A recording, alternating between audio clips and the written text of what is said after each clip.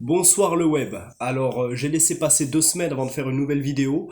J'avais pas trop d'inspiration, j'avais beaucoup de trucs à faire et je me suis souvenu que j'avais vu un super film au cinéma il y a un peu plus d'un mois qui s'appelle Juré numéro 2. Juré numéro 2 est le dernier film et probablement le dernier film réalisé par Clint Eastwood, le grand, le patron, le maestro Clint Eastwood. Alors, ce film raconte l'histoire d'un homme qui est tiré au sort pour faire partie d'un jury populaire qui doit juger un homme pour le meurtre de sa conjointe. Sauf que, peut-être que ce juré n'est pas étranger à ce fait divers.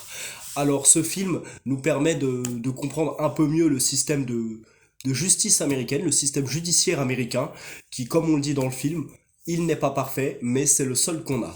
Alors ce film avec Nicolas Hoult dans le rôle principal, qui est juste, c'est un acteur juste, on l'a vu dans Warm Bodies et dans Mad Max Fury Road, surtout il y a Toni Collette dedans qui joue le rôle de la procureure chargée d'instruire le dossier. On l'a vu dans Shaft, on l'a vu dans Sixième Sens, c'était la maman du petit garçon.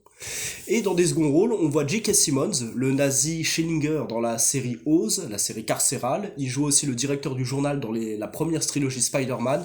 Et aussi on retrouve le sous-estimé, à mon sens, Kiefer Sutherland, le fameux Jack Bauer de 24 heures chrono, qu'on peut retrouver avec plaisir avec la voix française de Russell Crowe. Ça lui va très bien d'ailleurs.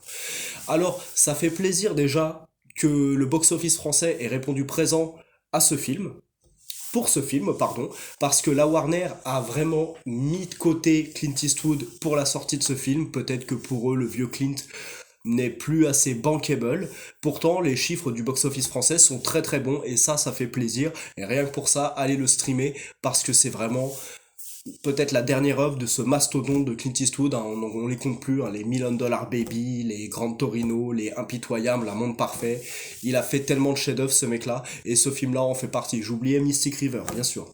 Alors c'est pas un film d'action, moi je l'ai vu au cinéma pour des raisons personnelles, mais il est très bien streamé comme ça parce que c'est sûr que vous attendez pas à des gunfights ou des coursites en bagnole. Il n'y a pas de truc comme ça dans ce film. Mais voilà, c'était mon conseil ciné de ce soir. Alors bonne soirée le web.